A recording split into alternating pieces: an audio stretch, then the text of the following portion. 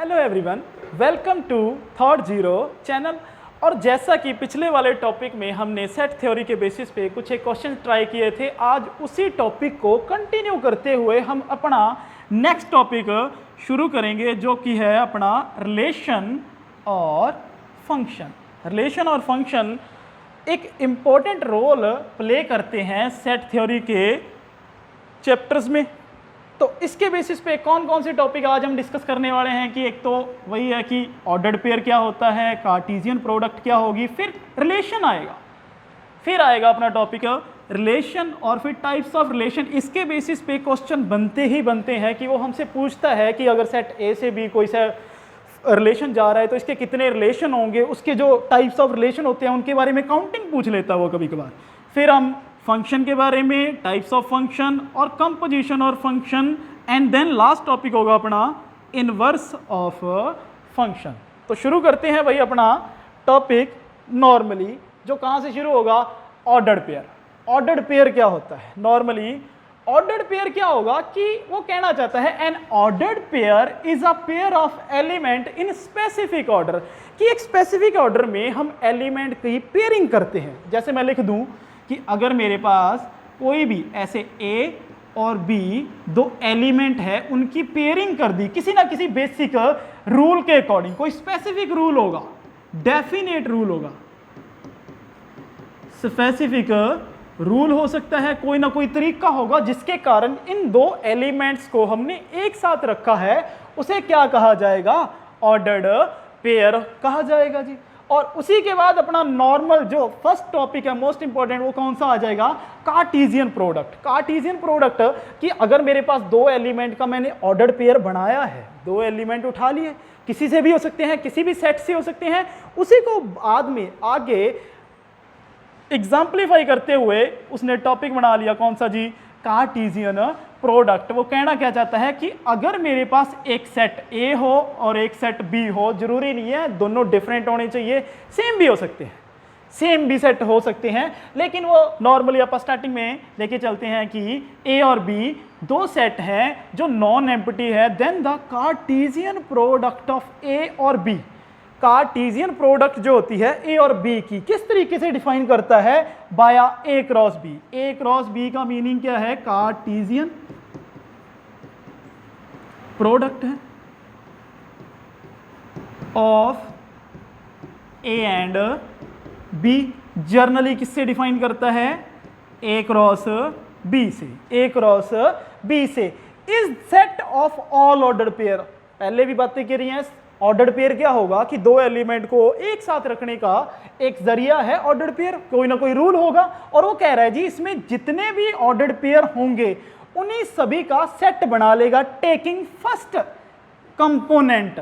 First component का meaning जैसे ये ए है, ए क्या है मेरा फर्स्ट कंपोनेंट है और बी मेरा क्या है, सेकंड कंपोनेंट है, कि वो पहला कंपोनेंट पहले सेट से उठा लेगा, दूसरा कंपोनेंट दूसरे सेट से उठा लेगा और उसके ऑर्डर्ड पेयर बनाना शुरू कर देगा। उसे कहा जाता है जी कार्टेशियन प्रोडक्ट। जर्नली अपन ने यहां भी मेंशन कर रखा है, दोबारा लिख देते हैं कि ए क्रॉस बी क्या होगा कि ए कॉमा बी टाइप के जितने भी ऑर्डर्ड पेयर बन सकते हैं, ए कॉमा बी टाइप के जितने भी ऑर्डर्ड पेयर बन सकते हैं मैं बना लूंगा किसी ना किसी तरीके से। वो तरीका क्या कहता है जी कि पहला एलिमेंट जो मेरा ए है, जो मेरा क्या है जी कंपोनेंट ए है, वो तो पहले सेट से आना चाहिए, और जो दूसरा कंपोनेंट है वो दूसरे सेट से आना चाहिए। वो सारे के सारे ऑर्डर्ड पेयर का एक मैं सेट बना लूं, उसे ही क्या कहा जाएगा, ए क्रॉस बी का सेट, या फिर ऑर्डर्ड पेयर कार्टेशियन प्रोडक्ट कहा जाएगा ए और बी का। तो जैसे एग्जांपल ले लेते हैं, ए क्या है मेरे पास 1 2, दो ही उठाते हैं, आप ज़्यादा एलिमेंट नहीं उठाएंगे, और बी है मेरे पास x, y। तो अगर मैं ए क्रॉस बी के कार्टेशियन प्रोडक्ट बनाना चाहता हूं तो मुझे क्या चाहिए, सिर्फ ऑर्डर्ड पेयर। ऑर्डर्ड पेयर का तरीका क्या कहता है कि मुझे ऐसे ऑर्डर्ड पेयर के सारे एलिमेंट चाहिए जितने भी बन सकते हैं, कहां से कहां, ए से बी वाले। किस तरीके से कि पहला एलिमेंट पहले से आना चाहिए, दूसरा एलिमेंट दूसरे से। तो पहला कंपोनेंट इसमें अगर मैं 1 मान लूं, अगर मैं 1 मान लूँ तो 1 के साथ x भी आ सकता है और 1 के साथ y भी। रूल अभी भी फिक्स हो रहा है मेरा, ध्यान से देख ले कि मेरा 1 कहाँ से है, a से है, और x कहाँ से है, b से। तो इस तरीके का कोई भी ऑर्डर्ड पेयर किस में आएगा, a क्रॉस b में। अब ये तो एक एलिमेंट आया है, हमने क्या कहा है कि set of all ordered pair, कि ऐसे ऑर्डर्ड पेयर कितने बनेंगे, जितने भी होंगे सारे के सारे लिखने हैं। तो 1 से काउंट कर लो, 1 से शुरू करो कि 1 का पेयर बनाओ किसके साथ, b के एलिमेंट के साथ, कि इसमें से a में से एक एलिमेंट उठाया, उसको ऑर्डर्ड पेयर करेंगे b के सेट के एलिमेंटों के साथ, तो b के साथ x भी आए, 1 के साथ x भी आएगा, 1 के साथ y भी। अब कोई कह रहा है सर ऐसे तो 2 भी बच गया, तो 2 वाले भी लिख लो, 2 के साथ x भी आएगा, 2 के साथ y भी। तो ये क्या बन गया भाई, जितने हो सकते थे पहले 1 को कंसिडर किया सभी के साथ, फिर 2 को कंसिडर किया, 2 के बाद कोई एलिमेंट ही नहीं बचा a में, ना ही इधर कोई एलिमेंट बचे b में, तो टोटल कितने एलिमेंट आ गए, 4 एलिमेंट आ गए। तो ये क्या हो गया, इसका कार्टेशियन प्रोडक्ट हो गया a से b तक, a क्रॉस b। तो सोच के देखो, अगर मैं a क्रॉस b बना सकता हूं तो मैं b क्रॉस a भी बना सकता हूं क्या, a क्रॉस b बना सकता हूं तो क्या मैं b क्रॉस a नहीं बना सकता, बिल्कुल बना सकते हैं भाई। b क्रॉस a में क्या होगा, सेम टू सेम वही रूल होगा कि b आगे आ गया और a पीछे चला गया, तो रूल क्या हो जाएगा, पहला एलिमेंट की जो भी मैं ऑर्डर्ड पेयर बनाना चाहता हूं उसमें वही रूल चलेगा, पहला एलिमेंट जो पहला कंपोनेंट होगा पहले सेट से, दूसरा कंपोनेंट दूसरे सेट से, ऐसे जितने भी ऑर्डर्ड पेयर बनेंगे सभी को एक सेट में रख दो। तो b में कौन कौन है, ध्यान से देखो, x और y है, तो पहले x के ऑर्डर पेयर बनाओ, किसके साथ, a के सेट के साथ। a में कौन है, 1 और 2, तो x को ऑर्डर पेयर 1 के साथ और x का ऑर्डर पेयर 2 के साथ। सेम टू सेम फिर y आ गया, y का ऑर्डर पेयर 1 के साथ, y का ऑर्डर पेयर 2 के साथ। इसमें भी 4 एलिमेंट ही आए, a क्रॉस b में भी 4 एलिमेंट आए, b क्रॉस a में भी 4 एलिमेंट आए। और जो अपने पास ऑर्डर्ड पेयर होता है, अगर मैं कह दूं कि मेरे पास 2 ऑर्डर्ड पेयर हैं a b और x y, इसको अगर मैं इक्वल कर दूं, a b और x y अगर मैं इक्वल रखना चाहूं, तो बेसिकली क्या होता है कि जो पहला एलिमेंट है, पहला कंपोनेंट पहले के बराबर माना जाता है और दूसरा कंपोनेंट दूसरे के बराबर। पहला कंपोनेंट पहले के बराबर और दूसरा कंपोनेंट दूसरे के बराबर। तो सोच के देखो, अगर a क्रॉस b में 1, x है तो b क्रॉस a में x, 1 है, तो क्या ये दोनों सेम हुए, 1, x और x, 1। ये तो नॉर्मली ऐसे मान लो, ये तो 1, x को कोई और नंबर मान लो, 1, 4 है, ये 4, 1 है, तो 1, 4, 4, 1 अगर मैं बराबर रखूं, 1, 4 के बराबर आता है, कभी होता है क्या, 1 और 4 कभी बराबर आते हैं। ध्यान से देखो, 1 यहां पे 1, 2 है, सपोज कर लो यहां 3, 4 है। तो अगर मैं ऑर्डर्ड पेयर इक्वल रखता हूं, 2 ऑर्डर्ड पेयर अगर मैं इक्वल रखना चाहूं, तो रूल कहता है पहला कंपोनेंट पहले के बराबर। कभी होता है क्या ऐसा, 1, 3 के बराबर और 2, 4 के बराबर कभी होता है, बिल्कुल भी नहीं होता भाई, ऐसा कभी पॉसिबल भी नहीं होता। अगर मेरे 2 ऑर्डर्ड पेयर बराबर हो, a, b बराबर c, d, then a must be equal to c and b must be equal to d। तो इस तरीके से अगर आप बातें करें तो यहाँ पे a क्रॉस b में ए बी टाइप के एलिमेंट आएंगे, लेकिन बी क्रॉस ए में बी ए टाइप के एलिमेंट आएंगे। तो सारे एलिमेंट एक दूसरे के इक्वल तो होंगे नहीं, सारे के सारा सेट एक दूसरे के बराबर थोड़ी ना होगा। जैसे कहते हैं कि मल्टीप्लाई है, कि कोई कह दे कि सर ये मल्टीप्लाई नहीं है, ये रूल है बस कि 2 सेट को एक साथ रखने का रूल है कि इसमें 1, x, 1, y, 2, x, 2, y इस तरीके से ऑर्डर्ड पेयर में एलिमेंट रखे जाते हैं। तो अगर ये a क्रॉस b है, दूसरा b क्रॉस a है, तो मैं इसके कारण ये कह सकता हूं कि इसमें 1, x टाइप के हैं, इसमें x, 1 टाइप के हैं। तो इससे एक चीज तो डायरेक्टली सीधी कही जा सकती है कि a क्रॉस b या फिर a और b का कार्टेशियन प्रोडक्ट b और a के कार्टेशियन प्रोडक्ट के बराबर नहीं होता। a cross b b cross a के बराबर नहीं होता। क्यों? क्योंकि 2 सेट, क्योंकि a क्रॉस b है तो ये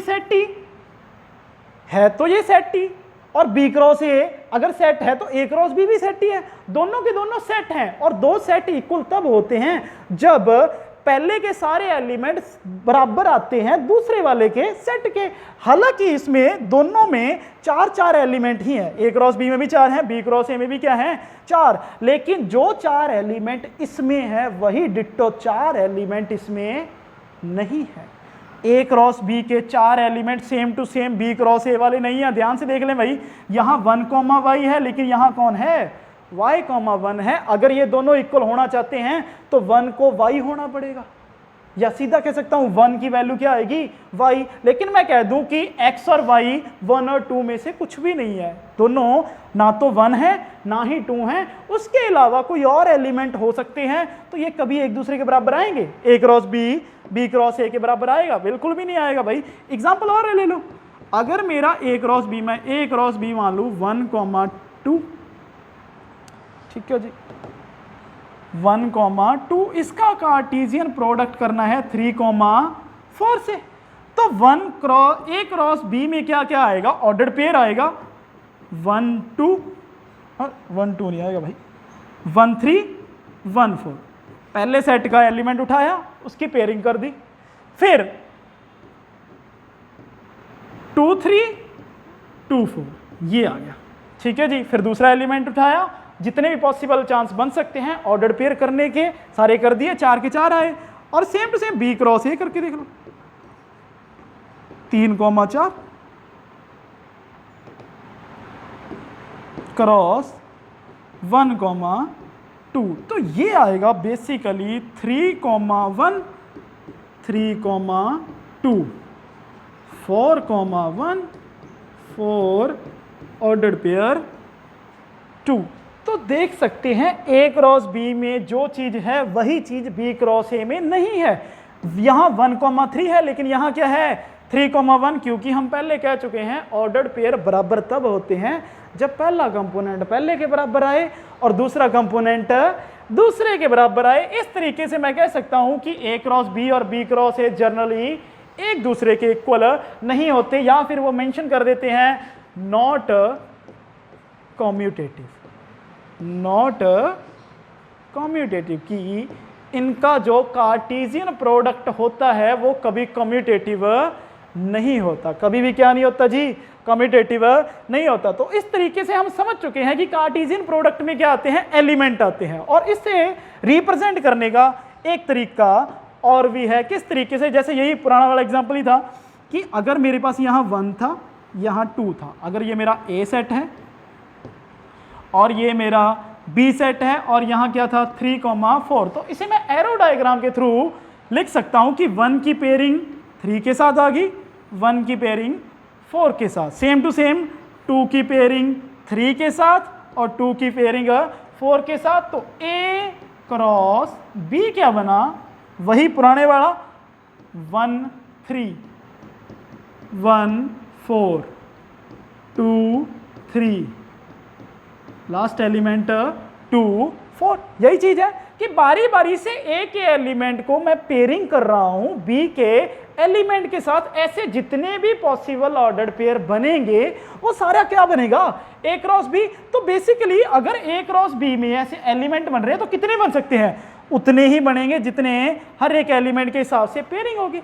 तो उसी के अकॉर्डिंग मेरे पास number of element find out करने का भी एक रूल है। अगर ए सेट में मेरे पास काउंटिंग पता हो कि नंबर ऑफ एलिमेंट कितने हैं, बी में पता हो नंबर ऑफ एलिमेंट कितने हैं, तो number of element in A cross B कुछ और नहीं है, वो क्या होगा, number of element into A and number of element into of B. इन दोनों की मल्टीप्लाई ही क्या होती है, उसके टोटल नंबर ऑफ एलिमेंट। जैसे यहाँ पे नंबर ऑफ एलिमेंट कितने हैं, 2, यहाँ पे भी कितने हैं, 2, तो इसके हिसाब से ए क्रॉस बी में कितने आएंगे, 2 इंटू 2 सीधा सीधा कितने आ जाएंगे, 4 आ जाएंगे। 2 इंटू 2 सीधा कितने आ जाएंगे जी, 4 आ जाएंगे। एग्जाम्पल के तौर पे और देख लो चाहे कि अगर मेरे पास सेट कोई ए है, यहाँ कोई बी है, ये क्या है ए, ये बी, 1, 2, 3, 4, 5, यहाँ x, y, z, यही है। तो पर एलिमेंट के हिसाब से यहाँ 1 की पेयरिंग तीनों के साथ, 1 की पेयरिंग तीनों के साथ, 3 तो ये हो गए, फिर 2 की पेयरिंग 3 ये हो गए, फिर 3 की पेयरिंग 3 ये, फिर 4 की पेयरिंग, फिर 5 की पेयरिंग। या अगर उसे सिर्फ नंबर ऑफ एलिमेंट से मतलब है A cross B, number of element किसमें चाहिए उसे, ए क्रॉस बी, तो भाई सीधा पता है मुझे एन ए के एलिमेंट चाहिए और एन बी के एलिमेंट चाहिए। सिंपली एन ए में एलिमेंट कितने हैं मेरे पास, 5 हैं, बी में कितने हैं, 3, तो टोटल ऑर्डर्ड पेयर के एलिमेंट कितने आएंगे, 15।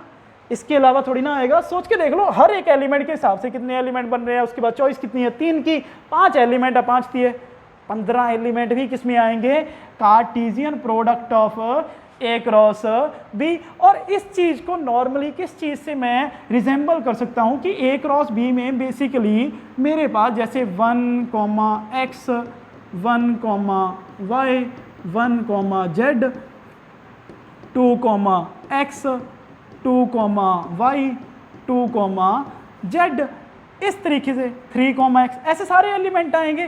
तो एक तरीके से ये मेरे पास पॉइंट ही तो बन रहे हैं, पॉइंट ही तो बन रहे हैं। ये तो ए और बी पे डिपेंड करता है कि ए सेट क्या दिया है, बी सेट क्या दिया है। अगर ए और बी में इंटीजर दे दूं तो ए भी इंटीजर दे दिया, बी भी इंटीजर दे दिया, तो ऑर्डर्ड पेयर भी मेरे पास बेसिकली क्या बनेगा, एक पॉइंट ही बनते जाएंगे। जैसे अगर मैं इंटीजर की बजाय नेचुरल नंबर भी रख दूं, नेचुरल नंबर का meaning n cross n, n cross n में स्टार्टिंग किससे करेगा वो 1, 1 से, 1, 1 से, फिर आएगा 1, 2, 1, 3, ठीक है, 1, 3 ऐसे ही चलता जाएगा आगे। और यहाँ पे आएगा 2, 1, 2, 2, 2, 3 ऐसे चलेगा, फिर 3, 1 और ये नीचे की ओर चलता जाएगा। तो इस तरीके से यहाँ इनफाइनाइट नंबर ऑफ एलिमेंट आएंगे। तो जरूरी नहीं है कि ए क्रॉस बी में सिर्फ फाइनाइट नंबर ऑफ एलिमेंट ही आए, वो डिपेंड करता है किस पे, मेरे सेट कैसे हैं, जहाँ से वो कार्टेशियन प्रोडक्ट बन रहा है। अगर वो फाइनाइट है तो नंबर ऑफ एलिमेंट भी ए क्रॉस बी में फाइनाइट आएंगे, अगर वो इनफाइनाइट है तो इनफाइनाइट बनेंगे। और ये बेसिकली पॉइंट ही बन रहे हैं, बेसिकली क्या बन रहे हैं, पॉइंट। तो 1, 1 कहाँ होगा, 1, 1 यहाँ कहीं पॉइंट होगा, 1, 1 और यहाँ पे 1, 2 ऐसे पॉइंट बनते जाएंगे, फिर अगले वाला ऐसे। ये तो कुछ एक पॉइंट है। अगर मैं सारे का सारा यहाँ R उठा लूँ तो R क्रॉस R की बजाय पहले Z क्रॉस Z उठा लो, तो Z क्रॉस Z का मीनिंग क्या है कि नेगेटिव वाले एलिमेंट यहाँ आएंगे, दोनों नेगेटिव थर्ड में आएंगे सॉरी। और अगर मेरा X पॉजिटिव हुआ, Y नेगेटिव हुआ, तो वो फोर्थ में आएगा, चौथे क्वाड्रेंट में। तो इस तरीके से वो सारे प्लेन को कवर करेंगे। और इस तरीके से अगर मैं R क्रॉस R ले लूं तो मेरे पास वो जनरली 2 डायमेंशन स्पेस बनेगा। क्या बनेगा जी, 2 डायमेंशन स्पेस। तो कार्टेशियन प्रोडक्ट कुछ नहीं होता, नॉर्मली वो प्लेन की रिप्रेजेंटेशन ही ड्रॉ करता है, जिसमें आप पॉइंट कंसिडर करने शुरू कर देते हैं बाद में, ठीक है जी। तो इसके बेसिस पे अपन ने देख लिया कि number of element A cross B में कितने आते हैं, एन ए में एन बी में जितने एलिमेंट हैं दोनों की मल्टीप्लाई ही किस में आती है, total number of element in A cross B. और इन्हें एरो डायग्राम के थ्रू भी हम शो कर सकते हैं कि वो नॉर्मली क्या करेगा, पहले एलिमेंट को सारे बी के जितने एलिमेंट है सभी से पेयर करेगा, फिर बारी बारी से जितने होंगे जब तक ये एग्जॉस्ट नहीं हो जाता तब तक वो पेयर करेगा। सभी को रिप्रेजेंट करना सेट की फॉर्म में ए क्रॉस बी, ये ए क्रॉस बी की एरो डायग्राम की रिप्रेजेंटेशन है, ठीक है जी। अगले वाले अगर मैं देखूं कि इसके बेसिस पे कुछ एक इंपॉर्टेंट रिजल्ट क्या होते हैं कि अगर मेरे को बी यूनियन सी दिया जाए और उसकी मैं ए के साथ क्रॉस करना चाहूं, तो ये बेसिक से रिजल्ट है कि ए का क्रॉस है एक नए सेट के साथ, लेकिन वो नया सेट क्या है, खुद में बी यूनियन सी, तो वो कुछ और नहीं आता, A cross B union A cross C.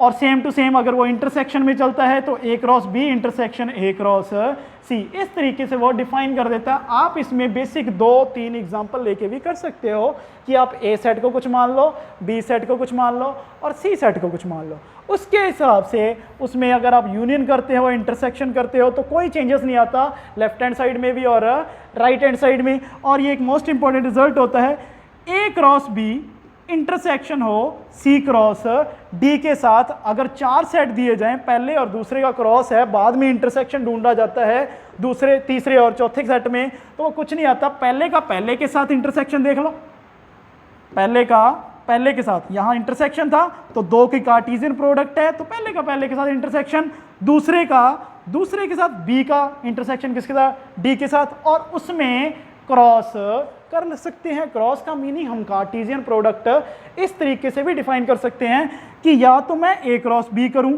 C cross D करूं, दोनों की कार्टेशियन निकाल के बाद में क्या करूंगा, इंटरसेक्शन, या फिर मैं उससे आसान क्या कि मैं ए और सी में इंटरसेक्शन ढूंढ लूं, बी और डी में इंटरसेक्शन ढूंढ लूं, बाद में उन दोनों की क्रॉस कर दूं, कार्टेशियन प्रोडक्ट फाइंड आउट कर लूं, तो उसमें क्या आएगा, मुझे डायरेक्ट वही रिजल्ट मिलेगा जो यहां पे पूछ रहा है। इसका फायदा कहां होता है, जनरली वो 4 सेट देके आपसे नंबर ऑफ एलिमेंट पूछ लेगा कि इंटरसेक्शन में कितने हैं।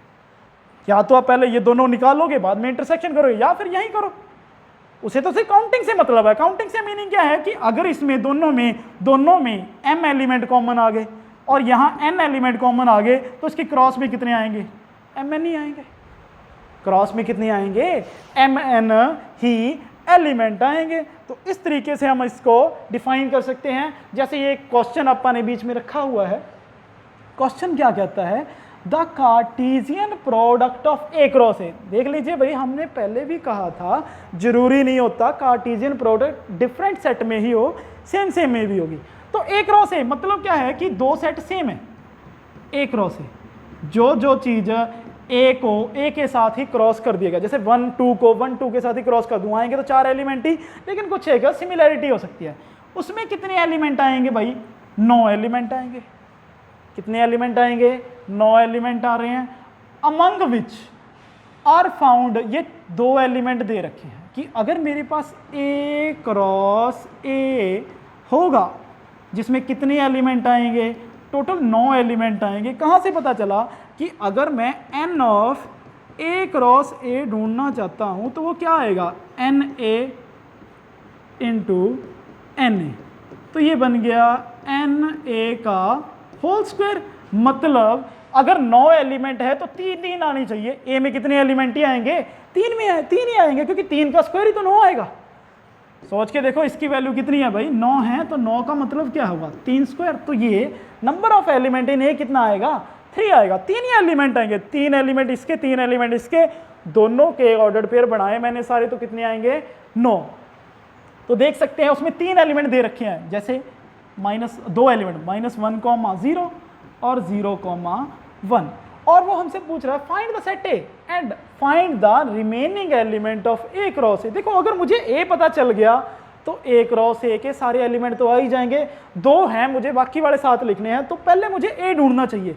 अगर मुझे पता है ए क्रॉस ए है तो ए क्रॉस ए में ऐसे एलिमेंट होंगे ए कॉमा बी टाइप का, जिसमें पहला एलिमेंट पहले सेट से आता है और दूसरा एलिमेंट, दूसरा कंपोनेंट दूसरे सेट से। लेकिन यहाँ दूसरा सेट भी क्या है, ए ही है। तो इसका मीनिंग क्या है, इसका पहला हिस्सा दूसरा हिस्सा दोनों ही कहाँ से आएंगे, ए से आएंगे। तो सोचो यहाँ से, यहीं पे डिफाइन कर लेते हैं भाई कि मुझे पता है -1 भी कहाँ से आएगा, ए से, और ये 0 भी कहाँ से आएगा, ए से। तो मुझे पता है 1 भी कहाँ से आना चाहिए, ए से ही आना चाहिए, क्योंकि सारे का सारा ए क्रॉस ए है।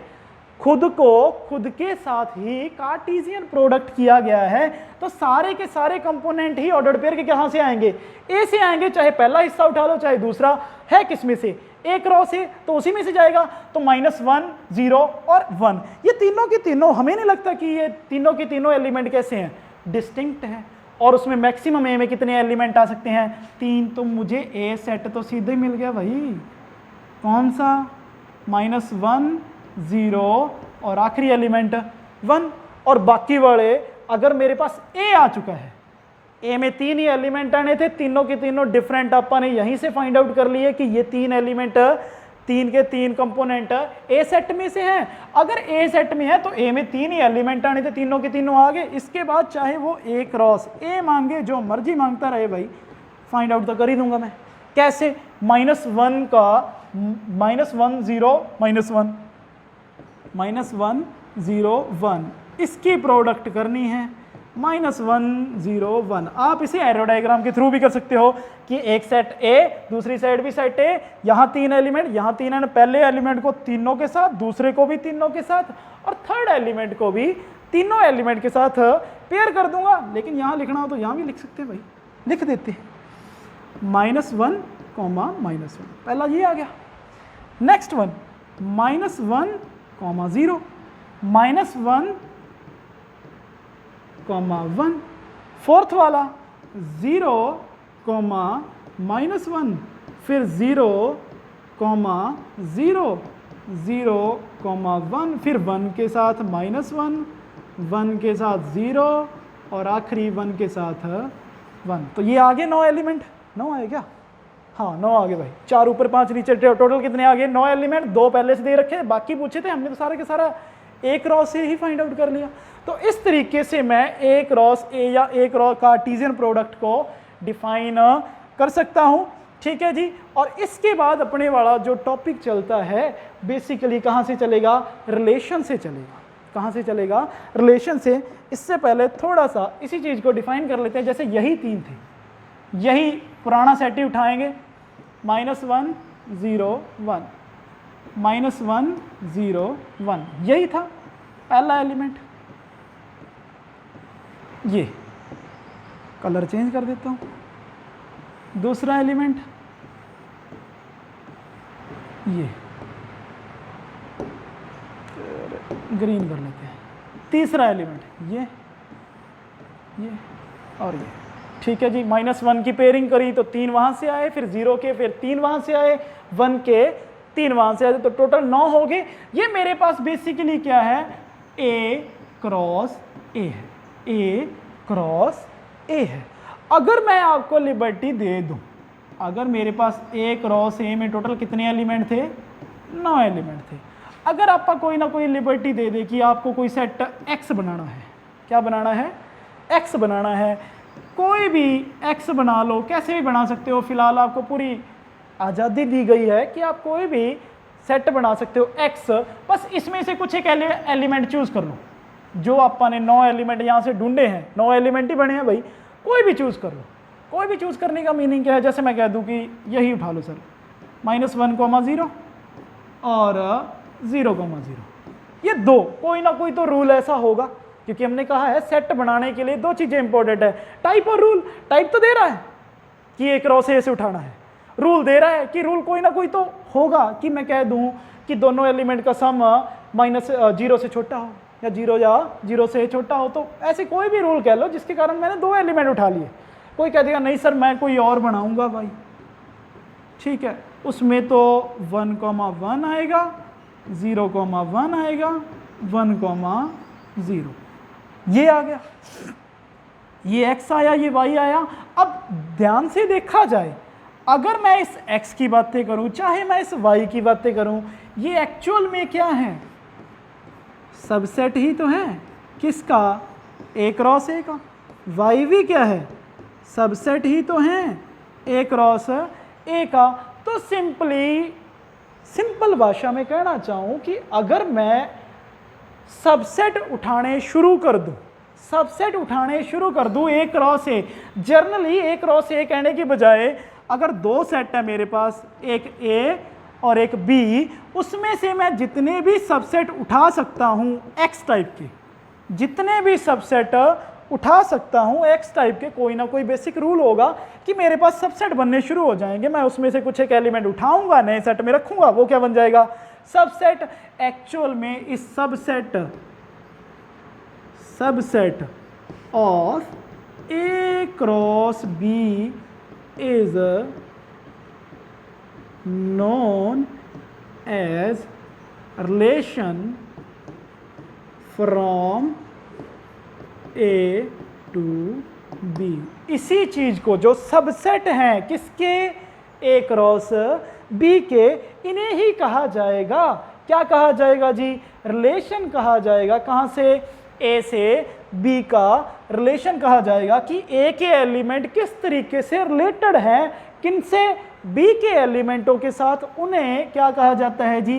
रिलेशन कहा जाता है। क्या कहा जाएगा? रिलेशन। और इसी चीज को डिफाइन किया हुआ है कि रिलेशन क्या होता है।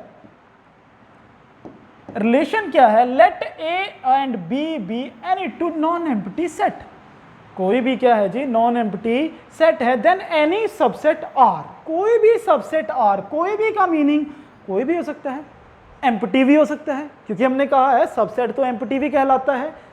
किसका जी, ए क्रॉस बी का कोई भी सबसेट, उसे क्या कहा जाएगा, रिलेशन कहा जाएगा फ्रॉम ए टू बी। और इसे, अरे सबसेट का सिंबल ही नहीं आया इसमें, आप अलग से लिख देते हैं भाई। आर क्या होगा, सबसेट होगा ए क्रॉस बी का। तो ऐसे कितने के मिल सकते हैं सबसेट, और सबसेट की बातें हमने प्रीवियस लेक्चर में करी हुई हैं कि अगर मेरे पास कोई सेट हो जिसके नंबर ऑफ एलिमेंट कितने हैं, n है, n कहने की बजाय m कह लो, अगर उसके नंबर ऑफ एलिमेंट कितने हैं, m हैं, तो उसके टोटल सबसेट कितने थे, करो करो करो, दिमाग पे जोर लगाओ भाई।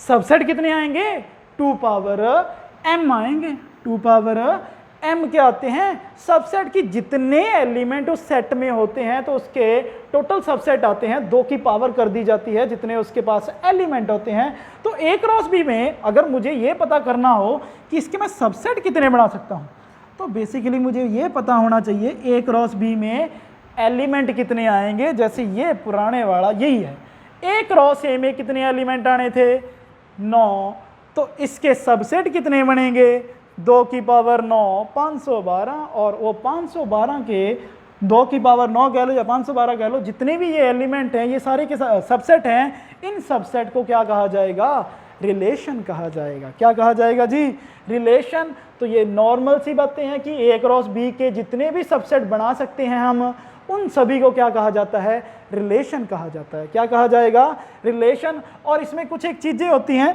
नेक्स्ट वाले स्लाइड में देख लेते हैं कि वो डोमेन की, अगर मेरे पास ए सेट था, मैं यहाँ पे रिप्रेजेंट करना चाहूँगा, ए सेट है और ये बी सेट है, एग्जाम्पल ये उठा लो 1 2 3, और ये क्या है मेरा एक्स वाई। तो ए क्रॉस बी में कितने एलिमेंट आएंगे, मुझे नॉर्मल सी बातें पता है, 3 इधर है 2 इधर है, तो 6 आएंगे।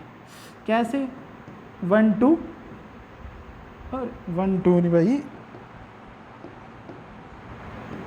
1 x 1 y, 2 x 2 y, 3 x 3 y। ये 6 एलिमेंट आए हैं। तो 6 एलिमेंट किस हिसाब से, ऐसे, ये वाला इसके साथ, फिर इसकी पेयरिंग इसके साथ। तो इसके कितने के मैं सबसेट बना सकता हूं, मुझे पता है, 3 इधर है 2 इधर हैं, तो टोटल सबसेट कितने आएंगे, 2 पावर 6। ठीक है जी, सबसेट किसके सबसेट, ए क्रॉस बी के, और इन्हीं सबसेट को क्या कहा जाएगा, रिलेशन।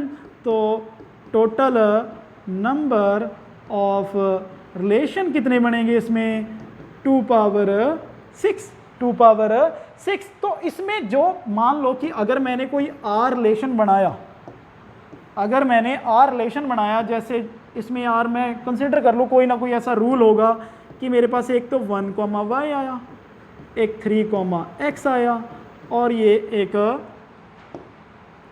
3 y आया।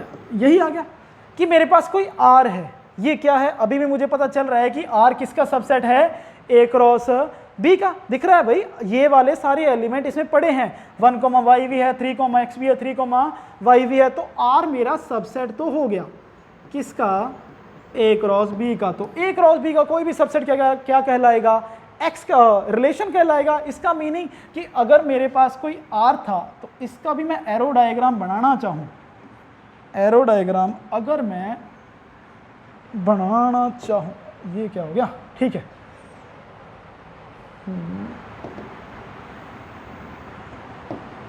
एरो डायग्राम बनाना चाहें तो एरो डायग्राम के अकॉर्डिंग एक तो 1 है और दूसरी साइड क्या है, 3।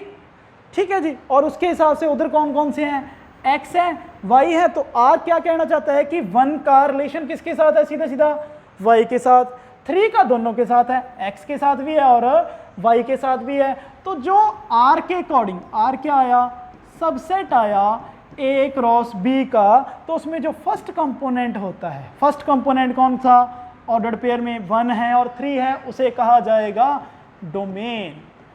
ये डोमेन सेट क्या बना, 1, 3 की जो आर सेट मैंने, आर सबसे आर जो मेरा सबसेट है ए क्रॉस बी का, उसके जो ऑर्डर्ड पेयर का फर्स्ट एलिमेंट जो है, फर्स्ट एलिमेंट, उन्हें क्या कहा जाएगा? डोमेन। और जो सेकंड एलिमेंट है, जो सेकंड वाला कंपोनेंट है, वो सेकंड वाले कंपोनेंट कौन सी हैं? एक्स और वाई, इन्हें क्या कहा जाएगा? रेंज। और कोड मेन होती है हमेशा बी वाला सेट। कोड मेन क्या होता है? हमेशा बी वाला सेट होता है कि जो ए क्रॉस बी में जो सेकंड वाला सेट होगा वो हमेशा क्या होती है? कोडोमेन होती है। क्या होती है जी? कोडोमेन होती है। तो बेसिकली इस तरीके से अगर आप बात करें कि डोमेन क्या होती है, अरे डोमेन इन एनी रिलेशन, कोई भी रिलेशन हो सकता है, set of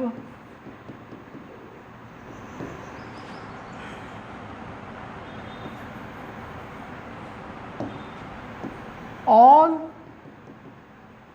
first component of ordered pair, जो फर्स्ट कंपोनेंट है ऑर्डर्ड पेयर का, उनका जो सेट होता है वही क्या होगा जी? डोमेन होगा। और जो सेकंड वाला होगा वो क्या कहलाता है? Range. Set of all second component of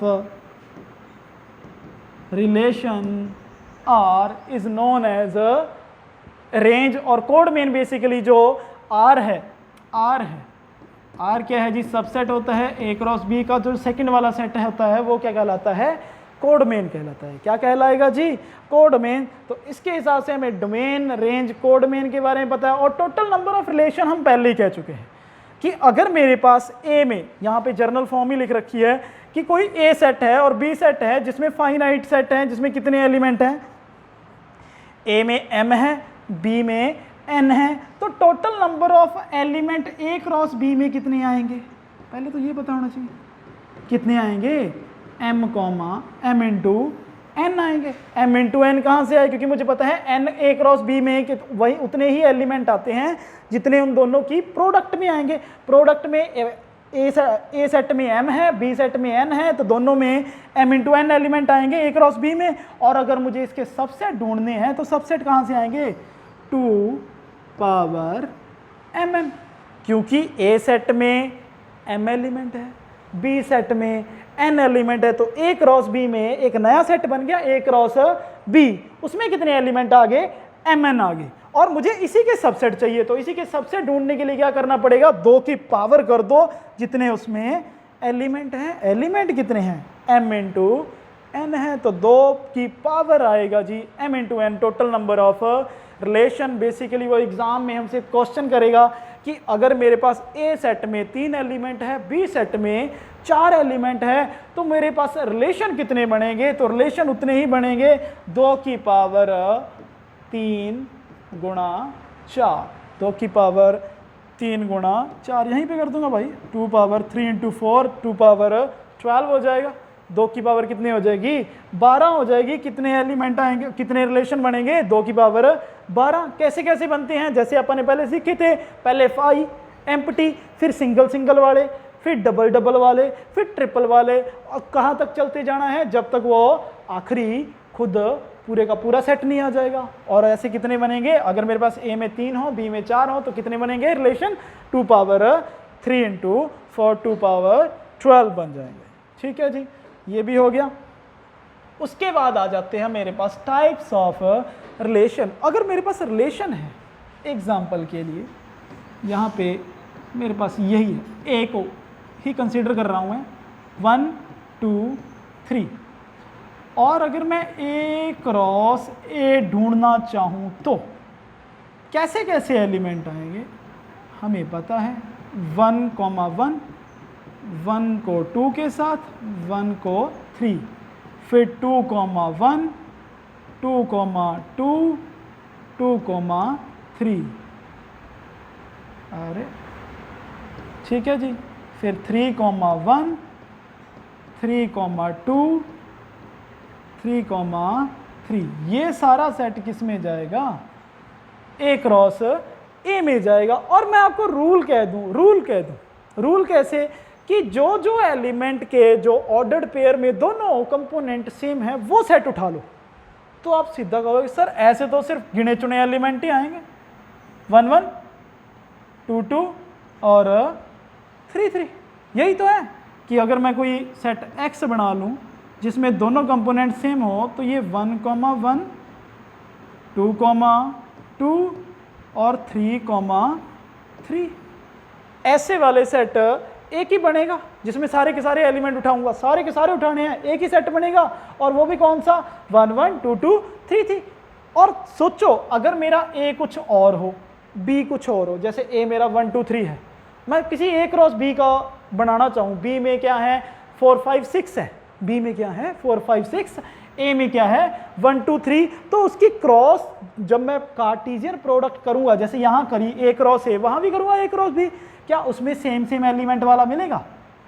नहीं मिलेगा, कभी नहीं मिलेगा, क्योंकि उसमें तो तभी मिल सकता है ना अगर दोनों सेट सेम हो। सेम एलिमेंट वाला कंपोनेंट भी ऑर्डर्ड पेयर भी तभी मिलेगा जब मेरे पास ए और ए दोनों के दोनों सेम होने चाहिए। तो उसी में से मुझे एलिमेंट उठाने हैं जो सेम वाले हों, 1 1 2 2 3 3। और ऐसे सेट को ही क्या कहा जाएगा? आइडेंटिटी रिलेशन कहा जाता है। क्या कहा जाता है? Identity relation. Relation I defined on A, defined on A का मीनिंग ए क्रॉस ए पे ही चल रहा है। Defined on A is said to be identity. Identity कब कहा जाएगा? अगर उसमें सिर्फ ऐसी टाइप के ही एलिमेंट हो, ए कॉमा ए, जो पहला कंपोनेंट है वही दूसरा कंपोनेंट हो, और वो ए कहाँ से आएगा? ए से ही आएगा।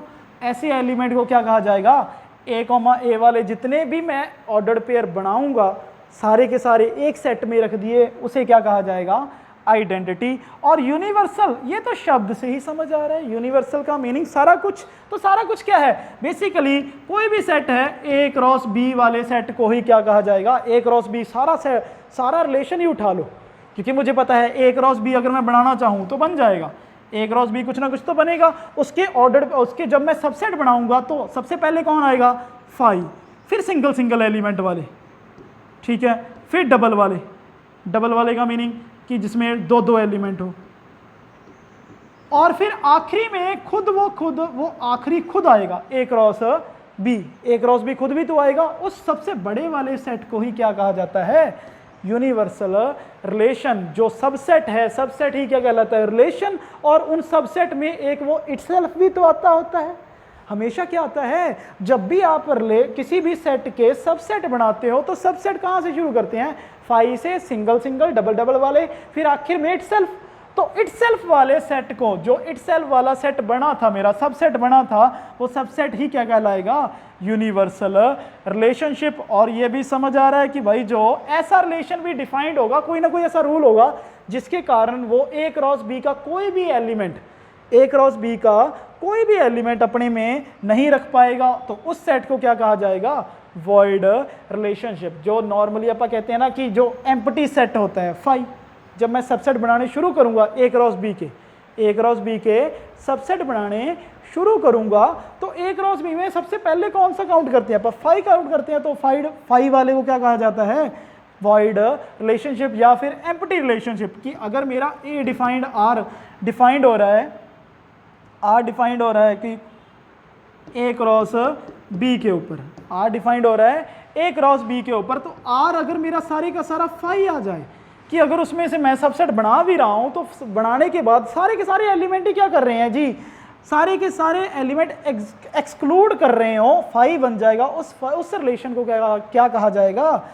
एम्प्टी रिलेशन या फिर वॉइड रिलेशन कहा जाता है। क्या कहा जाएगा जी? Void relationship. और इसके बाद रिफ्लेक्सिव रिलेशन आता है, मोस्ट इंपॉर्टेंट है। इसमें और आइडेंटिटी में मोस्ट ऑफ द केसेस में कंफ्यूजन रहती है कि सर ये दोनों सेम है। सेम कैसे? ठीक है जी, कैसे?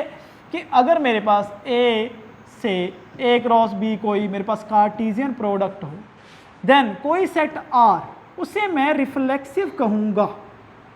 उसे मैं क्या कहूँगा जी? रिफ्लेक्सिव कहूँगा अगर उसमें ए कॉमा ए टाइप के एलिमेंट आएंगे। अगर उसमें ए कॉमा ए टाइप के एलिमेंट जरूर आएंगे। अब आप खुद कहोगे कि सर अभी अभी तो आपने कहा आइडेंटिटी में भी ए कॉमा ए टाइप के एलिमेंट आते हैं, आइडेंटिटी में भी ए कॉमा ए टाइप के एलिमेंट आते हैं, लेकिन हम कह रहे हैं आइडेंटिटी में सिर्फ ए कॉमा ए टाइप के एलिमेंट आते हैं। आइडेंटिटी में सिर्फ ए कॉमा ए टाइप के एलिमेंट आते हैं। थोड़ा एग्जांपल देख लो, मैं कह रहा था कि इसमें से सिर्फ वही एलिमेंट उठाओ जो सेम है, कोई एक्स्ट्रा नहीं उठाना। तो 3 ही थे, 3 एलिमेंट उठाए, उसे क्या कह दिया? आइडेंटिटी। इसी का एग्जांपल फिर से उठाऊंगा इसी में कि अगर मेरे पास ए क्रॉस ए में कितने एलिमेंट आ रहे थे? 9 एलिमेंट आ रहे थे।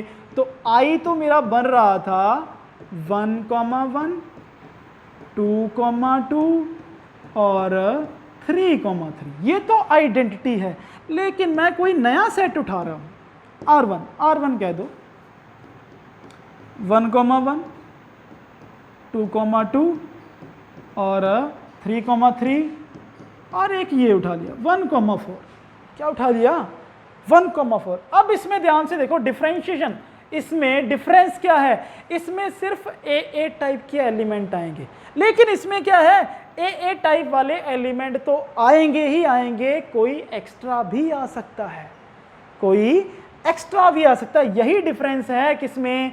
एक आइडेंटिटी में और एक रिफ्लेक्सिव में। रिफ्लेक्सिव कहता है कि भाई मुझे अपनी कैटेगरी वाले तो चाहिए, बस बाकियों की मुझे कोई सिरदर्दी नहीं है, आना चाहता है कोई आ जाए, नहीं आना चाहता ना आए। लेकिन ये बेचारे ऐसे हैं भाई बंधु अपने जैसे कि वो कहते हैं हम अपने जैसों के साथ ही रिलेशन बनाएंगे, कि मेरा 1,1 वाला ही होगा, 2,2, 3,3, 1,2 नहीं आना चाहिए।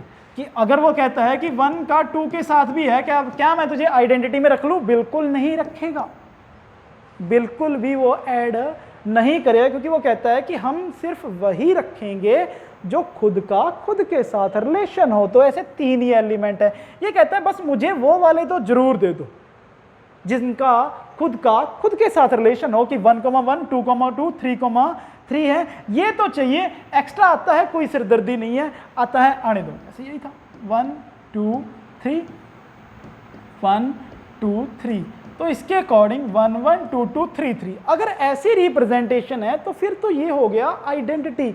लेकिन अगर ये कहता है 1,2 भी चल रहा है, 1, 1 था, 2, 2 था, 3, 3 था, लेकिन एक्स्ट्रा में आ गया 1,2, तो ये रिफ्लेक्सिव हो जाएगा। तो यही डिफरेंस है किसमें? एक रिफ्लेक्सिव में और दूसरा आइडेंटिटी में। आइडेंटिटी कहता है for all A belongs to R A, कोई जितने भी ए के एलिमेंट है ए कॉमा ए टाइप के एलिमेंट ही चाहिए। लेकिन यहां कहता है रिफ्लेक्सिव में कि इसमें ए कॉमा ए टाइप के एलिमेंट तो चाहिए चाहिए, एक्स्ट्रा आ जाएंगे तब भी कोई दिक्कत वाली बातें नहीं है। अगर उसमें एक्स्ट्रा भी आ गए तब भी कोई दिक्कत वाली बातें नहीं हो सकती। ठीक है जी, क्लियर है? तो रिफ्लेक्सिव के बाद अपना रिलेशन एक आता है, टाइप ऑफ रिलेशन में आता है सिमेट्रिक रिलेशन। सिमेट्रिक रिलेशन क्या है? कि अगर मेरा आर कोई सबसेट हो ए क्रॉस ए का, अगर मेरा आर कोई सबसेट हो ए क्रॉस ए का, is said to be symmetric. क्या कहलाएगा? सिमेट्रिक। किस तरीके से? इफ अगर उसमें ए बी टाइप के एलिमेंट हैं, किसमें? आर में। अगर आर में ए बी टाइप का एलिमेंट हैं तो उसमें बी कॉमा ए टाइप के एलिमेंट भी जरूर होने चाहिए। ऐसे रिलेशन को क्या कहा जाता है? सिमेट्रिकल रिलेशन कहा जाता है। सिमेट्रिकल रिलेशन का एग्जाम्पलीफाई भी कर सकते हैं आप। ए जैसे ये 1, 2, 3 वही पुराने वाला सेट ही उठाएंगे 1 2 3।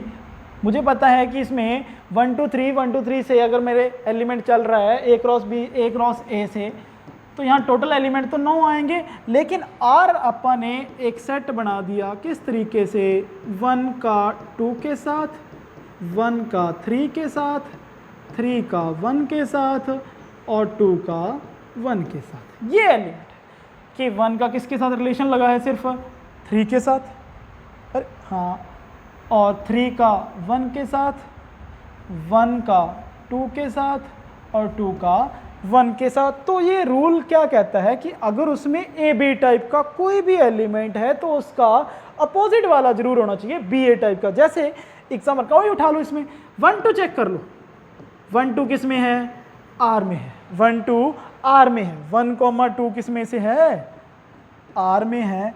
तो चेक करो 2 1 है क्या, अगर 2 1 है तो उसमें पक्का सिमेट्रिकल वाली कंडीशन है। और सिर्फ एक एलिमेंट नहीं होना चाहिए, जितने भी ए बी टाइप के, if for all A B belongs to R B A must belongs to R, की ए बी जैसे जितने भी एलिमेंट हैं अगर उसके बी ए टाइप के एलिमेंट भी आर में आ जाते हैं तो उस रिलेशन को क्या कहा जाएगा, सिमेट्रिकल रिलेशन कहा जाता है। क्या कहा जाएगा जी, सिमेट्रिकल रिलेशन। कोई भी उठा लो, जैसे 3 1 है तो 3 1 का उल्टा क्या है, 1 3 है उसमें, ठीक है जी।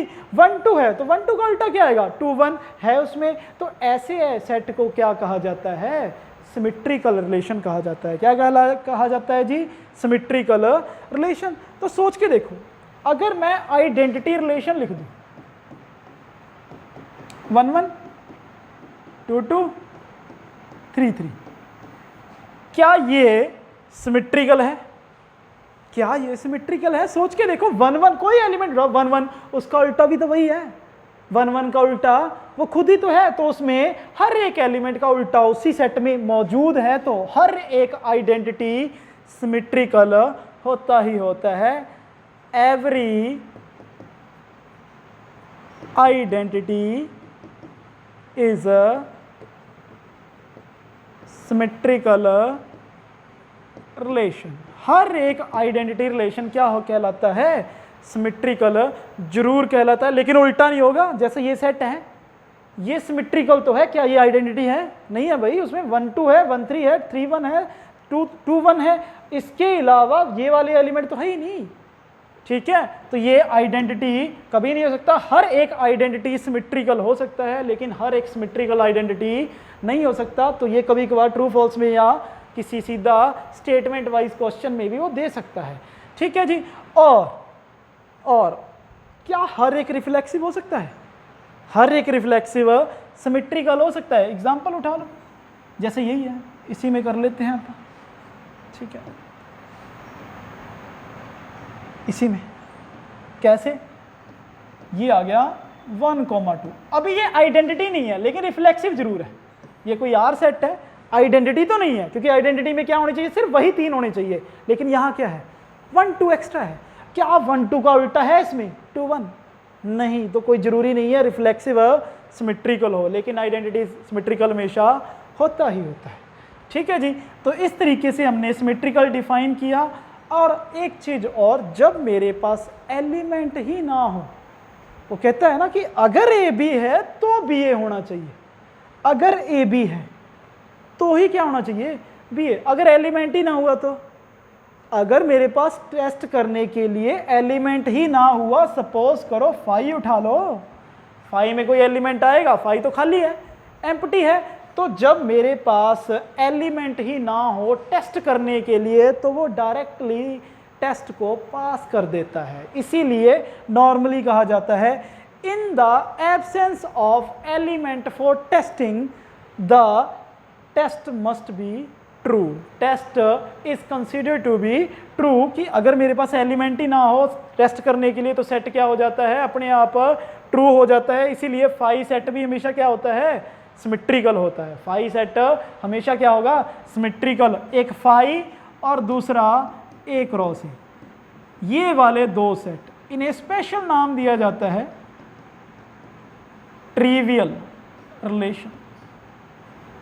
ट्रिवियल का मीनिंग क्या होता है कि ये सदा बाहर ही चलेंगे, कोई चीज़ ही कर लो, हर एक चीज़ में एप्लीकेबल हो जाएंगे। फाई हमेशा सिमेट्रिकल होगा और एक रॉ से भी सिमेट्रिकल होगा, क्योंकि एक रॉ से में सारे आएंगे तो उसका उल्टा भी आएगा, उसमें सेम सेम वाले भी आएंगे, तो इसीलिए वो सिमेट्रिकल जरूर हो जाता है। तो ये एक चीज़ और ध्यान में रखना, जब मेरे पास एलिमेंट ही ना हो ना टेस्ट करने के लिए, तो टेस्ट अपने आप ही ट्रू कंसिडर कर लिया जाता है। तो सेम टू सेम आगे वाला टॉपिक कौन सा है मेरा, रिलेशन है ट्रांजिस्टिव रिलेशन। कौन सा है, ट्रांजिस्टिव रिलेशन। यहाँ पे आप इसको लिख लेते हैं, transitive relation. Transitive relation, basically transitive relation क्या होता है, एक ऐसा सेट कि अगर मेरा R क्या हो, A क्रॉस A का सबसेट हो, सबसेट का मीनिंग ये कोई रिलेशन है, डिफाइंड कहाँ पे है, on A, R is defined on A, ऐसे भी लिखा जा सकता है A, ठीक है जी, capital A, sorry, R is defined on A, then if A B R में है, मान लो B C R में है, देन A C को जरूर आना पड़ेगा, किसमें जी, R में आना पड़ेगा। तो इस चीज को कैसे समझा जाए कि अगर A B है B C है, कि अगर उसमें एक एलिमेंट कॉमन है बीच वाला A B और B C, तो उसको ए सी को भी जरूर आर में आना पड़ेगा। अगर वो ऐसी कंडीशन फुलफिल कर रहा है कि ए सी भी आ जाए आर में, तो मेरा ट्रांजिस्टिव सेट रिलेशन कहलाता है। तो ऐसा रिलेशन क्या कहलाएगा, ट्रांजिस्टिव रिलेशन कहलाएगा। फॉर ऑल लिखा है कि ए बी और बी सी टाइप के जितने भी एलिमेंट होंगे, अगर उनका ए सी वाला एलिमेंट भी उसी में आएगा, तो रिलेशन क्या कहलाएगा, ट्रांजिस्टिव कहलाएगा। एग्जाम्पल के तौर पे उसी में से वही ए क्रॉस ए वाला सेट उठाएंगे, अपन आर ले लिया अपन, 1 2 2 3, ठीक है, ये कोई सेट उठा लिया, ये सेट है, इसमें 1 2 भी है, 2 3 भी है। सोचो 1 3 के बारे में देखो, थोड़ा सा 1 3 के बारे में, बेचारे 1 3 को इज्जत दो, ये 2 तो कॉमन आ गया। तो अगर 1 2 था, 2 3 था, तो क्या 1 3 सेट आर में मौजूद है या नहीं, देख लो भाई, दो ही एलिमेंट नहीं है, तो ये ट्रांजिस्टिव नहीं आएगा, ट्रांजिस्टिव नहीं आएगा। अगर इसको ट्रांजिस्टिव बनाना हो तो कितने एलिमेंट रखने पड़ेंगे, 1 2 था पहले से, 2 3 था पहले से, तो 1 3 को जरूर आना पड़ेगा, 1 3 को जरूर आना पड़ेगा। अगर 1 3 आएगा तभी सेट मेरा क्या होगा, ट्रांजिस्टिव हो पाएगा। क्या हो पाएगा जी, ट्रांजिस्टिव। और यहाँ भी वही कंडीशन लगती है कि अगर मेरा सेट एक एलिमेंट ही ना दे पा रहा हो टेस्ट करने के लिए, अगर मेरे सेट में एलिमेंट ही ना हो, इन the absence of element for testing the transitive relation must be considered true. उसे क्या कंसिडर कर लिया जाता है, ट्रू। अगर सोच लो जैसे यही है 1 2 है, ये कोई R1 रिलेशन है किसी ना किसी ए क्रॉस ए का, ए में वही 1 2 3 एलिमेंट है, तो 1 2 है। तो सोचो कोई कह देगा सर इसे नॉर्मली बताओ जी कि क्या ये ट्रांजिस्टिव होगा, ट्रांजिस्टिव बिल्कुल होगा, क्योंकि 1 2 है। क्या मेरे पास 2 के साथ कोई और एलिमेंट है, एक्स वाई जेड जो मर्जी हो, इसमें एलिमेंट ही नहीं है। जब मेरे पास एलिमेंट ही ना हो टेस्ट करने के लिए, तो रिलेशन मेरा क्या माना जाता है, ट्रांजिस्टिव माना जाता है। क्या माना जाता है, ट्रांजिस्टिव माना जाता है। तो इस तरीके से हमने बेसिक एक टाइप्स ऑफ रिलेशन को डिफाइन कर लिया। सबसे पहले कौन सा आया, रिफ्लेक्सिव आइडेंटिटी। आइडेंटिटी क्या था कि एक ऐसा सेट जिसमें सिर्फ ए टाइप के एलिमेंट आएंगे, जिसमें सिर्फ ए टाइप के एलिमेंट आएंगे, ऐसा सेट क्या कहलाता है, आइडेंटिटी। कि 1 1 2 2 3 3 4 4 5 5 6 6 7 7 ऐसे एलिमेंट आने चाहिए। वही सेट क्या होगा मेरा, आइडेंटिटी होगा, ए टाइप के आना चाहिए, यूनिवर्सल सारा ए क्रॉस बी। वॉइड का मीनिंग एक ऐसा रिलेशन जिसमें कोई एलिमेंट ना हो, सारे के सारे खाली हों, उसे क्या कहा जाएगा, एम्प्टी रिलेशनशिप। और उसके बाद आया रिफ्लेक्सिव। रिफ्लेक्सिव में क्या है कि ए के अलावा कुछ और भी आ जाए तो कोई दिक्कत नहीं है, तो ऐसा सेट क्या कहलाएगा, रिफ्लेक्सिव कहलाएगा। क्या कहलाएगा, रिफ्लेक्सिव। और सिमेट्रिकल कि अगर ए बी है आर में तो बी ए को भी होना पड़ेगा, अगर ए बी है बी ए नहीं है तो सेट सिमेट्रिकल नहीं होगा। सेट क्या नहीं होगा जी, सिमेट्रिकल नहीं होगा। फिर ट्रांजिस्टिव क्या होता है, ट्रांजिस्टिव का मीनिंग अगर ए बी है और बी सी है तो ए सी को भी सेट में आना पड़ेगा। ऐसे सेट को क्या कहा जाएगा, ट्रांजिस्टिव रिलेशन कहलाएगा। तो अब अपना अगले वाला टाइप क्या है, एंटी सिमेट्रिक। अगर आर क्या हो, सबसेट हो ए क्रॉस ए का, तो एंटी सिमेट्रिक बेसिकली क्या होता है कि अगर ए बी है आर में और बी ए भी आर में है तो एंटी सिमेट्रिक के अकॉर्डिंग यही कंडीशन होनी चाहिए कि ए और बी दोनों सेम होने चाहिए, क्योंकि अगर सेम नहीं हुए, ए भी आ गया बी ए भी आ गया, फिर तो सिमेट्रिकल हो जाएगा।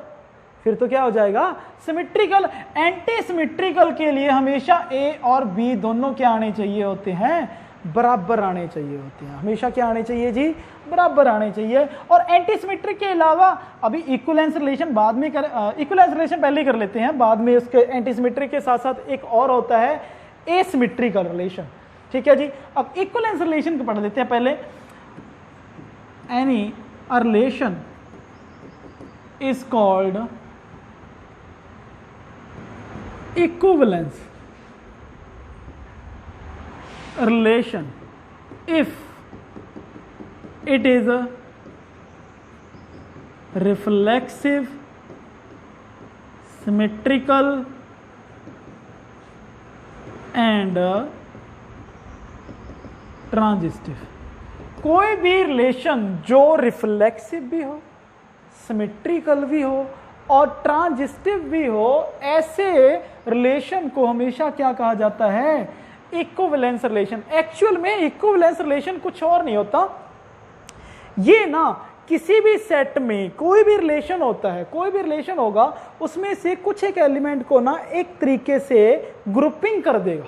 ग्रुपिंग का मीनिंग क्या है कि वो ग्रुपिंग कैसे करता है कि जो एलिमेंट अपने जैसे एलिमेंट होंगे, जिनका रिलेशन सिर्फ एक ही टाइप के एलिमेंट से होगा, उनको एक ग्रुप में कर देगा, दूसरों को दूसरे में। इट मींस इक्विवेलेंस रिलेशन से हमेशा क्या होती है, पार्टीशन होती है। हमेशा क्या होती है, पार्टीशन होती है। कोई ना कोई कह देता है कि सर इक्विवेलेंस रिलेशन पढ़ तो लिया कि कोई भी सेट है जो रिफ्लेक्सिव भी हो, सिमेट्रिकल भी हो, ट्रांजिस्टिव भी हो, वो सेट क्या कहलाता है, वो रिलेशन क्या कहलाता है, इक्विवेलेंस कहलाता है। इसका फायदा क्या है, फायदा एक्चुअल में क्या होता है कि मैं उस रिलेशन के हिस्से कर दूंगा, 2 या 2 से ज्यादा, 3, 4, 5 कितने भी, जिसमें से एक ग्रुप में एक ही टाइप के, दूसरे ग्रुप के दूसरी टाइप के, तीसरे ग्रुप के वैसे एलिमेंट जो उसी के टाइप के एलिमेंट के साथ रिलेशन बनाएंगे, पार्टीशन कर देंगे, हिस्सेदारी कर देंगे, उसे क्या, उसका फायदा होता है इक्विवेलेंस रिलेशन से। आगे चल के इसके बारे में और चर्चा कर लेंगे जब एक आधा एग्जाम्पल आएगा, देख लेते हैं, अभी कर लेंगे एक आधा एग्जाम्पल। लेकिन इसके बाद एक और था, मैं जैसे कह रहा था, एसिमेट्रिकल रिलेशन।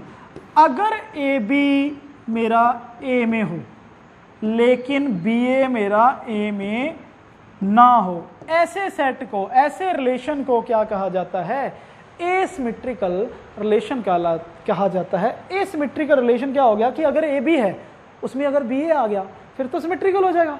अगर बी ए ना हो के अगर बी ए आया पर बाद में पता चला ए और बी दोनों सेम है, फिर क्या होगा, एंटी सिमेट्रिकल। लेकिन ए और बी अगर बी ए ना ही आया, बी ए उसमें एग्जिस्ट करता ही नहीं, तो ऐसा सेट क्या कहलाता है, एसिमेट्रिकल रिलेशन। जैसे यही है 1 1 और 1 2, सारे के सारे ए बी के हिसाब से बी ए चेक करो। 1 1 का उल्टा 1 1 है इसमें, 1 2 का उल्टा है इसमें, 1 2 का उल्टा 2 1 नहीं है भाई, बिल्कुल भी नहीं है। 1 2 का उल्टा 2 1 नहीं है, इसीलिए ये क्या नहीं है, एसिमेट्रिकल नहीं है। तो सोच के देखो, अगर कोई एंटी सिमेट्रिक देखना चाहे कि अगर 1 2 का उल्टा है 2 1 का उल्टा मान लो तो 2 1 का उल्टा 1 और 2 बराबर आएंगे, नहीं आते, ये वाली कंडीशन भी नहीं होती। तो ये सिमेट्रिकल, एंटी सिमेट्रिकल तो नहीं है, कौन सा है, एसिमेट्रिकल है। तो इस तरीके से हमने डिफाइन कर लिया कि मेरा रिलेशन क्या होता है। टाइप्स ऑफ रिलेशन क्या होते हैं, टाइप्स ऑफ रिलेशन में हमने आइडेंटिटी पढ़ा, यूनिवर्सल पढ़ा, वॉइड पढ़ा, reflexive, symmetrical, anti symmetrical, asymmetrical, transitive और बाद में लास्ट में पढ़ा इक्विवेलेंस रिलेशन। इक्विवेलेंस रिलेशन का फायदा कहाँ होता है कि वो हिस्से करना शुरू कर देता है, पार्टीशन करना शुरू कर देता है। आप कुछ एक एग्जांपल लेना चाहे ले सकते हैं। तो चलिए हम एक एग्जांपल करते हैं कि अगर मेरे पास सेट ए हो 1 2 3 4 5 और आर कोई रिलेशन डिफाइन कर दें हम कि ए कॉमा बी टाइप के एलिमेंट आएंगे इसमें, किस तरीके से। अब रूल दे दिया भाई कि a माइनस बी क्या होना चाहिए, इवन होना चाहिए। क्या होना चाहिए, इवन होना चाहिए। तो इसमें हमें पता चल जाएगा कि जो आप बातें कर रहे थे ना पिछली स्लाइड में, कि पार्टीशन कर देता है, दो हिस्सों में बदल देगा इक्विवेलेंस रिलेशन। तो पहले चेक करना है कि ये इक्विवेलेंस है या नहीं। तो रिफ्लेक्सिव आइडेंटिटी, रिफ्लेक्सिव के लिए क्या कहता था, रिफ्लेक्सिव नॉट आइडेंटिटी, रिफ्लेक्सिव के लिए क्या था कि ए कॉमा ए टाइप चेक की जाती है, ए कॉमा ए। तो सोचो अगर ये ए कॉमा बी है तो ए माइनस बी इवन आना चाहिए। तो अगर ए कॉमा ए है तो देखो भाई ए माइनस ए, अरे ए माइनस ए का मॉडुलस उठा के देखो, जीरो, जीरो ऑलवेज किस में आता है भाई, इवन में ही आएगा। जीरो को किस में काउंट किया जाता है, इवन की कैटेगरी में। तो ऐसा कोई भी एलिमेंट उठा लो, चाहे 1 1, चाहे 2 2, चाहे 3 3, चाहे 4 4, चाहे 5 5, सारे के सारे एलिमेंट का एक दूसरे के साथ रिलेशन देखूंगा तो जीरो आएगा। जीरो आ गया तो वो कहता है कि कोई भी एलिमेंट अगर उसका बी के साथ रिलेशन कैसा आता है, इवन आता है डिफरेंस लेने के बाद, तो वो क्या आ जाएगा, किस में आ जाएगा, आर में आ जाएगा। और मैंने देखा भाई ए कॉमा ए क्या आएगा, जीरो, जीरो किस में आएगा, इवन में, इवन में आ गया। इट मीन्स सारे के सारे ए कॉमा बी, ए कॉमा ए किस में आएंगे, आर में। रिफ्लेक्सिव हो गया। फिर सिमेट्रिकल देखते हैं। सिमेट्रिकल का मीनिंग क्या है कि अगर ए बी आर में है तो मुझे शो करना होगा बी ए होना चाहिए। ए बी आर का मीनिंग क्या है कि अगर ए माइनस बी का डिफरेंस क्या आता है, इवन। सोच के देखो, कोई भी दो नंबर उठा लो, दो नंबर का मीनिंग 2 और 4, 2 और 4। तो 2 और 4 का डिफरेंस उठा लो, 2 माइनस 4 क्या आएगा, -2। क्या ये इवन नहीं होता, ये इवन है। इवन है तो इसमें आएगा। तो 4 कॉमा दे दो, देखना 4,2, 4,2 का मीनिंग 4 माइनस 2, 4 में से 2 गए तब भी क्या आएगा, 2 ही आएगा। 4 में से 2 गए, 2 आया। तो ऑब्वियस सी बातें हैं, अगर a माइनस बी क्या है, इवन है, तो माइनस कॉमन ले लो, b माइनस ए का मॉड, और ये b माइनस ए का मॉड है, उसके आगे माइनस है तो माइनस का मॉडुलस क्या हो जाएगा, प्लस ये भी क्या आएगा, इवन। और इवन का मीनिंग b माइनस ए इवन है तो ये क्या बन गया, बी ए किस में चला जाएगा, आर में। तो ए बी था, बी ए आ गया तो ये किस में चला गया, तो ये सिमेट्रिकल भी हो गया। और आखिरी वाला ट्रांजिस्टिव। ट्रांजिस्टिव के लिए कुछ नहीं है, अगर a माइनस बी है, b माइनस सी है, तो मुझे जस्ट ए सी शो करना है। ए बी आर में है, बी सी आर में है, हमें सिर्फ क्या शो करना है, ए सी। हमें सिर्फ क्या शो करना है, ए सी। तो सोच के देखो, ए सी, ए बी है, ए सी को मैं कंसिडर कर रहा हूँ कि मैं अगर मानना चाहूँ कि ए माइनस सी का मॉडुलस मुझे किस में शो करना है, ए माइनस सी का मॉडुलस किस में शो करना है, इवन में शो करना है। तो ए माइनस सी के अकॉर्डिंग मैं ये ऐसे लिख सकता हूँ, A minus B plus B minus C, ऐसे A minus B, A minus C, और मॉडुलस में वो ट्राइंगल इक्वालिटी लगा लो चाहे, ये आ गया a माइनस बी, मॉडुलस क्या आएगा, b माइनस सी। ट्राइंगल इनइक्वालिटी के हिसाब से इक्वालिटी उठा लो। तो ये देखो, अगर ये इवन है, ये भी इवन होगा, इवन, ये भी इवन। क्यों इवन है, क्योंकि मैं पहले कह चुका हूं ए बी, ये बी सी दोनों के दोनों आर में हैं, देख लो। ए बी किस में है, आर में, बी सी किस में है, आर में, तो ये भी इवन, ये भी इवन, इवन का सम भी तो क्या आएगा, even. It means A minus C क्या आएगा, इवन। और यहाँ से कह दूंगा ए सी किस में चला गया, आर में चला गया, ए सी किस में चला गया, आर में। तो ए बी बी सी उठाया था, ए सी किस में ले आए, आर में, तो रिलेशन क्या हो गया, ट्रांजिस्टिव। और ऐसा कोई भी रिलेशन जो सिमेट्रिकल भी हो, ट्रांजिस्टिव भी हो, रिफ्लेक्सिव भी हो, क्या कहलाएगा, इक्विवेलेंस रिलेशन। और वो कह रहा है जी इसमें क्या होने चाहिए, मेरे पास 2 या 3 ग्रुपिंग होती है। ग्रुपिंग का मीनिंग क्या है, सोच के देखो कि अगर मैं सारे एलिमेंट बनाना चाहूँ, सारे एलिमेंट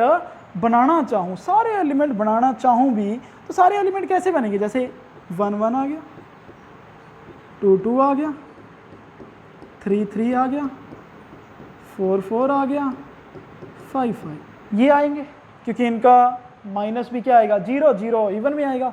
और एक 1 3 आएगा, 1 5 आएगा, यही आएगा, 1 3 1 5, और एक 2 4 आएगा, ठीक है जी। और इस चीज को थोड़ा गौर से देखो, अगर 1 3 आएगा तो 3 1 भी आना चाहिए और 5 1 भी, क्योंकि सिमेट्रिकल होना चाहिए। अगर अकेला 1 3 रख दिया, 3 1 मैंने ना रखा तो ये सिमेट्रिकल नहीं होगा, 1 5 रखा तो 5 1 ना रखा तो सिमेट्रिकल नहीं होगा, 2 4 है तो 4 2 भी रखना पड़ेगा, ये क्या आएगा, सिमेट्रिकल हो गया। उसके हिसाब से बाकी वाले एलिमेंट भी आ जाएंगे अगर कोई बचता होगा तो, ठीक है। सोच के देखो कि इवन का जितने भी एलिमेंट हम लिख रहे हैं, इवन का रिलेशन सिर्फ इवन के साथ है, ऑड का रिलेशन सिर्फ ऑड के साथ, इवन का रिलेशन इवन के साथ, ऑड का रिलेशन ऑड के साथ। क्या इवन का रिलेशन ऑड के साथ है, नहीं है, बिल्कुल भी नहीं है, क्योंकि सारा रिलेशन मैं जो भी आर बनाया, जितने भी बन सकते थे और भी हो सकते हैं, चेक करके देख लेना। लेकिन ये सिर्फ एग्जांपल लिखने के लिए है कि इवन का इवन के साथ ही है और ऑड का ऑड के साथ ही, लेकिन किसी भी इवन नंबर का ऑड के साथ रिलेशन नहीं है। और यही चीज पार्टीशन में काम आती है कि पार्टीशन में मैं 2 हिस्से कर दूंगा जब मुझे डिफरेंस इवन चाहिए, कि एक तो इवन वाले अलग हो गए, ऑड वाले अलग हो गए, और इसी चीज को वो इक्विवेलेंस रिलेशन के थ्रू डिफाइन करने की कोशिश करता है। इक्विवेलेंस रिलेशन में हमेशा क्या करता है, पार्टीशन कैसे, कि वो कहना चाहेगा कि इसमें शो करो कि इवन का रिलेशन इवन के साथ ही आएगा, ऑड का रिलेशन ऑड के साथ ही आएगा, लेकिन किसी इवन का रिलेशन ऑड के साथ नहीं आएगा और किसी ऑड का रिलेशन इवन के साथ नहीं आएगा। और इसी का फायदा किस में मिलता है, इक्विवेलेंस रिलेशन में, जिसमें आप बातें कर रहे थे कि ये क्या होगा, एक पार्टीशन का काम करता है। तो लास्ट में ये अपना बेसिक रिलेशन वाला एक कॉन्सेप्ट था। और इसके बाद आप काउंटिंग देखते हैं। काउंटिंग का मीनिंग क्या है कि आपको वो नंबर ऑफ एलिमेंट या नंबर ऑफ रिलेशन पूछता है किसी भी टाइप के, जैसे यहाँ पर पहले से एडवांस में लिख रखे हैं कि काउंटिंग ऑफ रिलेशन है। अगर मेरे पास ए सेट में n एलिमेंट हो, ए सेट में कितने एलिमेंट हो, n एलिमेंट हो, तो वो कभी कभार पूछ लेगा कि रिफ्लेक्सिव रिलेशन कितने हो सकते हैं। रिफ्लेक्सिव रिलेशन निकालने का सिंपल सा फॉर्मूला है कि 2 की power n into n minus 1। आप कभी टाइम निकाल के इस चीज़ को प्रूव भी कर देंगे, कोई दिक्कत वाली बातें नहीं है, लेकिन हमें सिर्फ टॉपिक से मतलब है, हमें तो सिर्फ क्वेश्चन से मतलब है, ठीक है जी। हम कौन सा यहाँ पे, हमें सिर्फ क्वेश्चन पूछा जाएगा कि उसमें n एलिमेंट है और उसके हिसाब से हमें सिर्फ ये बताओ रिफ्लेक्सिव रिलेशन है। ये कौन सा क्लास +2 का टेस्ट चल रहा है जो हम मुझे प्रूव करके दिखाना होगा। तो बस याद रखने वाली बातें हैं, कुछ रिजल्ट है कि नंबर ऑफ रिफ्लेक्सिव रिलेशन कितने आएंगे, 2 power n into n minus 1। Same to same symmetrical पूछ सकता है, 2 power n into n plus 1/2। और एंटी सिमेट्रिक और यहाँ पे एसिमेट्रिकल, एसिमेट्रिकल में होती है 3 power summation n minus 1, 3 power summation n minus 1। और एंटी सिमेट्रिकल रिलेशन कितने होते हैं, 2 पावर n इंटू में 3 power summation of n minus 1। ये बेसिकली क्या होते हैं, कभी कभार वो पूछ लेता है कि find the number of symmetrical relation, find the number of anti symmetrical. और ये इस तरीके से हमें नंबर ऑफ काउंटिंग कह सकते हैं जी, नंबर ऑफ रिलेशंस की। तो उम्मीद है आपको ये वाला रिलेशन वाला टॉपिक अच्छा लगा होगा और इस चीज़ को आप आज पार्ट 1 के थ्रू कंप्लीट करते हैं। पार्ट सेकंड में हम फंक्शन के बारे में डिटेल में चर्चा करेंगे और उसके बाद आप इन दोनों टॉपिक के ऊपर एक कंप्लीट क्वेश्चन सीरीज लेकर आएंगे। होप कि आपको सारा टॉपिक बढ़िया लगा हो and thank you so much.